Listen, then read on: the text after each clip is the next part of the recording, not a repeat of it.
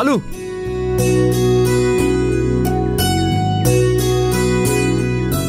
అన్నయ్య బాలు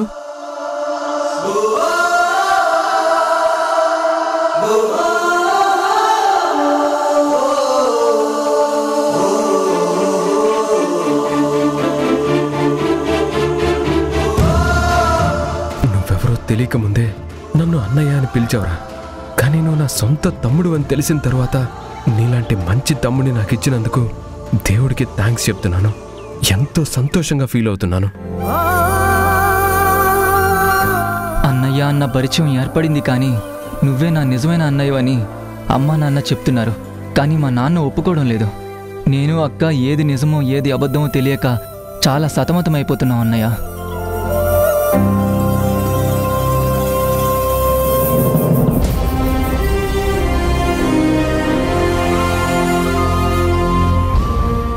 రే తరుణ్, ఎవర్రా?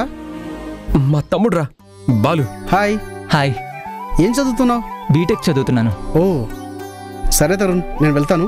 సరేరా, బాయ్. సరే అన్నయ్య, నేను బయలుదేరుతాను. బాలు ఇంటికేనా? అవునన్నయ్య. పద, నేను డ్రాప్ చేస్తాను. రా.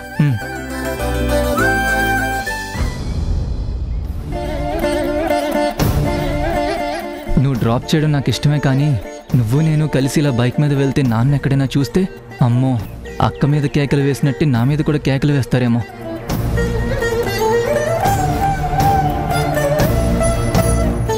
ఏంట్రా బాలు, ఏంటి ఇక్కడే ఆగిపోయావు? వద్దులే అన్నయ్య, నేను వెళ్తానులే, నాకు అలవాటే కదా. అలవాట్లు వేరు, అవకాశం వచ్చినప్పుడు వాడుకోవటం వేర్రా. నేను దించుదానంటున్నాను కదా. రా రారా, డ్రాప్ చేస్తాను. నువ్వు రా. రా.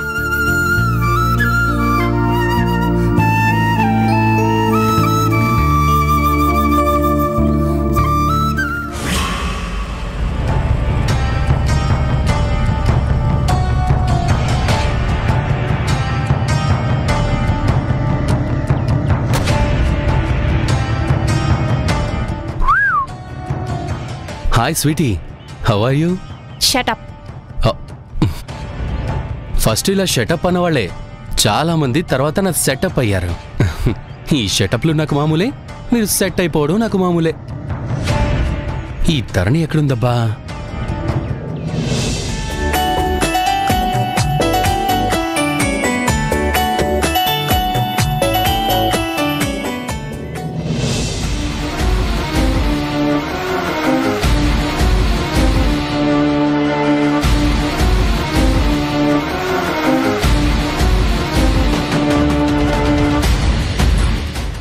మై డార్లింగ్, ఇక్కడున్నావా?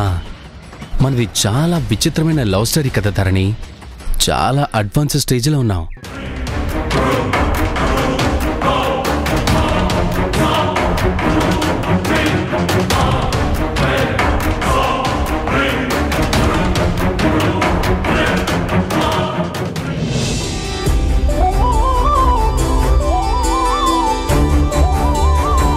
నా కూతురు మీ ఇంటికి వస్తే సుఖంగా సంతోషంగా ఉంటుందన్న నమ్మకం నాకు పోయింది. మీ అబ్బాయికి నా కూతుర్ని ఇవ్వను. మీ ఇంటికి అసలు పంపను.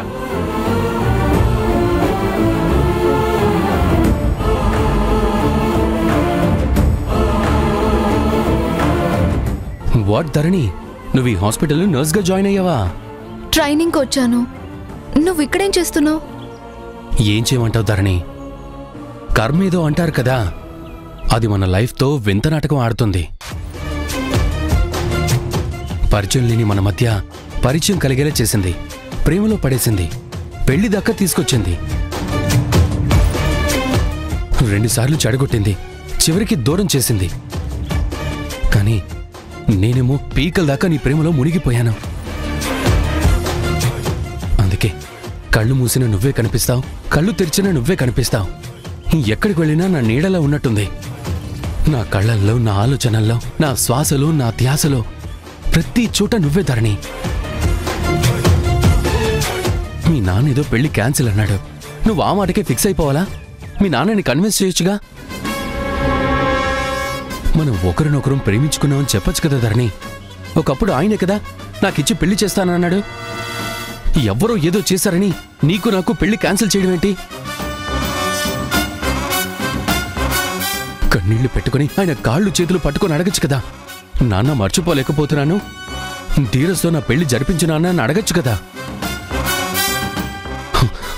మనం పెళ్లి చేసుకుందాం ధరణి. అదేంటి ధీరజ్, నీకు ఆ రోజే అంత డీటెయిల్ గా ఎక్స్ప్లెయిన్ చేశాను కదా, నిన్ను కన్విన్స్ కూడా చేశాను కదా, మళ్ళీ నువ్వేంటి మొదటికొచ్చావు?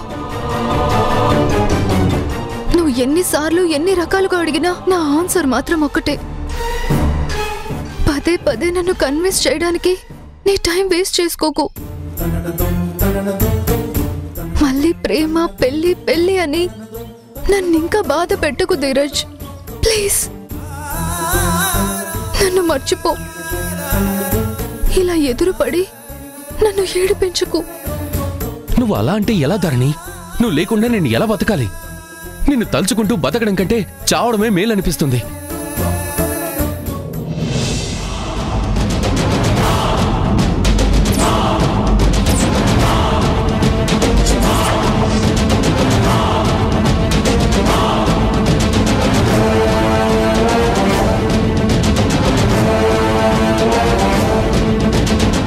బాయ్ ధీరజ్. ధరణి,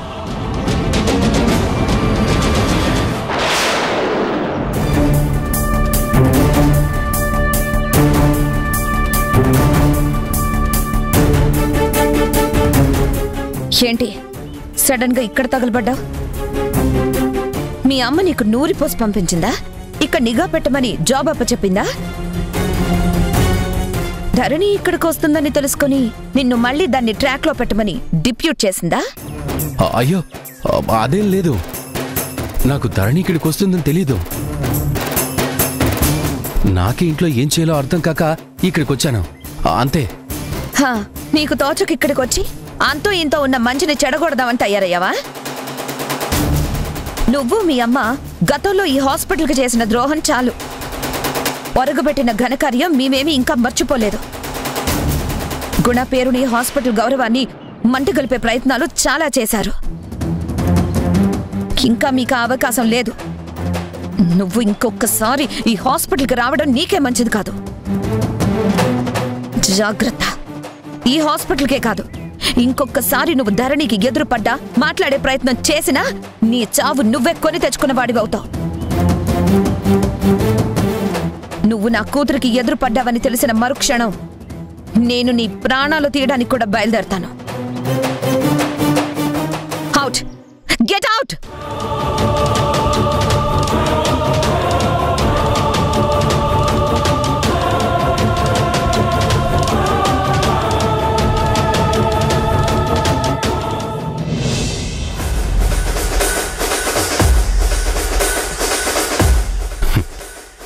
నువ్వు నా కాళ్ళు విరిచేయటం నా ప్రాణాలు తీయడం కాదు. అసలు విషయం తెలిస్తే నువ్వే ప్రాణాలు తీసుకుంటావు. లేదా వచ్చి నా కాళ్ల మీద పడి నా కూతుర్ని చేసుకో ధీరజ్ అని ప్రతిమలాడుకుంటావు. కన్నీళ్లతో నా కాళ్ళు కడుగుతావు నీ చేతులతోనే. అదే నువ్వు మామయ్య కలిసి మీ చేతులతో మీ కూతుర్ని నా చేతుల్లో పెట్టి నాకు అప్పగిస్తారు. అది ఎంతో దూరంలో లేదు.